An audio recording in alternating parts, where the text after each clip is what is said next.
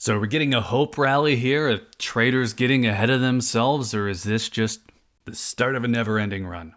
I think we're going to find out soon.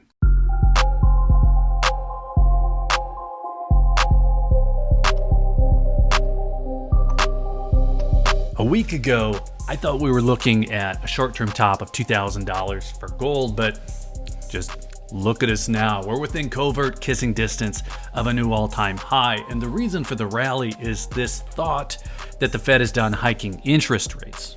Probably all knew that already, but maybe just not how much that played in. If we were to have looked at the CME FedWatch tool this morning, 99.25% of traders thought that the Fed was done with rate hikes, so pretty much all of them.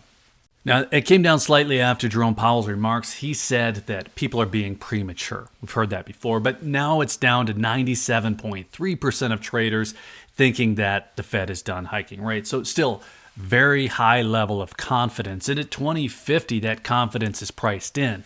At 2070, the confidence is definitely priced in. When Powell said we're getting what we wanted to get, traders went bananas, pushing gold up even further to within a few dollars of the all-time high. Now, if we look out a little bit further, we see that nearly 80% of traders think the Fed will be reducing rates by May. So no more of this pause nonsense, and that sentiment is priced in as well. Now, all of this sentiment sets up two things. First, a decent rally like we're seeing right now, and also a possible drop. Before we get back to it, if you're looking for precious metals, hit up SD Bullion. New customers even get gold and silver for spot. That's sdbullion.com/new.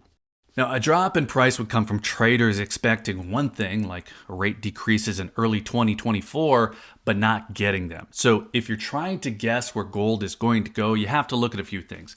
One is going to be whether or not you think there will be any surprise regional conflicts. And we're going to have to look past that. Let's just say all's well, no playground fights. Another would be global economic data, and I'm sorry, but I'm not smart enough to capture that for us. China's numbers don't look good, but let's just assume that they'll figure their stuff out too. The one that we can kind of sort of wrap our minds around, and probably the biggest factor here, is Fed policy decision. And the idea is pretty straightforward. If you think the Fed will begin reducing rates in early 2024, and you think we'll see a full 100-point reduction, so a full percent next year, you're tracking with trader sentiment, and gold should continue to stay strong. Now, if you think that traders are being a little bit too optimistic and we won't see those rate reductions until late 2024, we have a gap. And the rate reduction sentiment that's currently priced into gold is going to get flipped. That means prices would drop. Now, the last thing that I am is pessimistic on gold, but this week's rally did surprise me. I did not see much reason to expect this run. I was actually assuming that the war rally would die off and we'd be back in the 1950 range. Shows what I know. So I guess where I'm going with this is that setup for a rug pull, depending on how you look at it, could be coming. Now, personally, I'm never going to stop buying this stuff thinking that a future month is going to be cheaper. That is not a rug pull to me. If you look what happened in crypto, specifically in the DeFi space of crypto, buyers were rushing in only on a hope, really, rushing in on a price rally. And then when reality cleared up, the bottom fell out. And we're thousands of years into the use of gold. The bottom's not going to fall out here. But I think the way that it relates here is just that we might not want to go all in on a rally that's based on traders assuming they know what the Fed is up to. So we're seeing a lot of these new predictions coming out right now that are pretty optimistic. $2,100. I've even seen $2,400. And if we were to buy heavy at current levels, thinking that 2050 was a discount compared to those big numbers, well, a drop in the next few months would feel a little bit like a rug pull, when really, I think a correction seems to be the most likely case.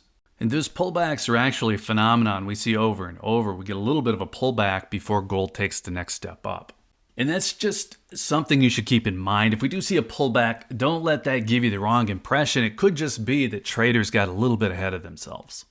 And talking reality here for a minute, we're just looking at a few percentage points and talking about weekly volatility. If I buy a gold coin at 2050 and then price drops to 1950 the next month, well, I'm happy for that discount. But if I bought more than I could afford and then I got a 5% drop. Well, that'd be a little bit different feeling. And there are definitely people out there doing it. And when those drops come, some of them sell and they lock in that loss.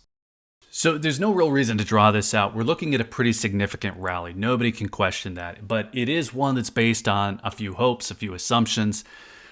All that aside, every analyst mentioning gold right now is using the same word. They're calling it strong. And I'm going to take that over any other case if I get to choose. If gold feels expensive at the moment, well, I'm relatively confident we're going to see a bit of a drop. We'll get a little bit of a discount, but not one that's big enough to kill the mood. As far as whether or not it's big enough to prevent me from buying right now, well, I'm still pretty confident that gold is going to be more expensive a year from now. So even though I'm not buying today on the verge of a new all-time high, I think the case for gold is still pretty strong. So let's call it good there. Let us know what you think's happening with the price of gold. If you have any bets on whether or not we're hitting an all-time high, maybe we're already there by the time this goes live. And if not, well, we hit 2070, and what's a few dollars between friends? Next year, who knows? $2,100 definitely doesn't feel crazy to me. $2,400 might be a little more difficult, but let us know what you think. And then while you're in the comments, be sure to hit that like button if you found any of this interesting. Be sure you're subscribed with notifications turned on if you'd like to see more on the topic. And if you're still here, thanks again for watching. I always appreciate your time. Take care.